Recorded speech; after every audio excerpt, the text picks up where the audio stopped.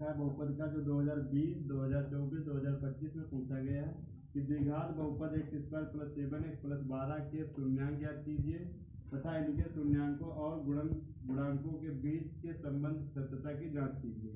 ये फंक्शन दे रखा होता है, पहले f(x) से लिखते हैं x² + 7x + 12। ये फंक्शन हमारा 0 के बराबर होता है तो इसे हम 0 के बराबर लिख देंगे।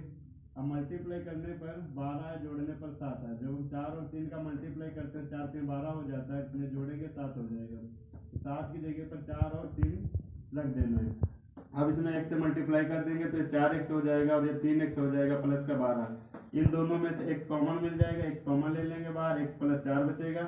उसके बाद इन दोनों में से 3x + 12 में से 3 कॉमन ले लेंगे तो x + 4 बचेगा बराबर 0। से इन दोनों में से एक ब्रैकेट नोट करते हैं, x + 4 दूसरे में हो जाएगा x + 3 बराबर 0।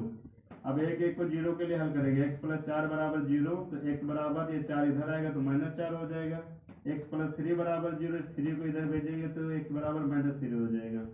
पहले वाली वैल्यू को अल्फा मान लेते हैं, दूसरी वाली वैल्यू को बीटा मान लेते हैं। तो अल्फा की वैल्यू -4 है, बीटा की वैल्यू -3। इसके सत्यापन की जांच करने के लिए पहला फार्मूला मूलों का योगफल। मूलों का योगफल बराबर होता है -x का गुणांक बटे x² का गुणांक। अब मूलों का योग का है, ये मूल दे रखे अल्फा और बीटा, अल्फा + बीटा बराबर -b/a। ये फार्मूला होता है। b की वैल्यू हमें यहाँ से मिलेगी, ये b और ये a और ये c, -b/a। अल्फा की वैल्यू 4 दे रखा है तो -4 प्लस बीटा की वैल्यू -3 बराबर b की वैल्यू दे रखा है हमें 7, ये -7 हो जाएगा। और अल्फा की वैल्यू कुछ नहीं है तो यहाँ पर 1, नीचे 1 हो जाएगा। दोनों वैल्यू माइनस की है, जब दोनों वैल्यू माइनस की होती है वैल्यू जुड़ जाती है, निशान माइनस का रहता है। और ये -7, ये दोनों आपस में बराबर है, इसका मतलब सही है।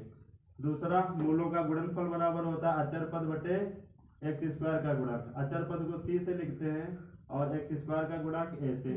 अल्फा इंटू बीटा, अल्फा की वैल्यू -4 दे रखा है, बीटा की वैल्यू -3 दे रखा है, बराबर अचर पद दे रखा है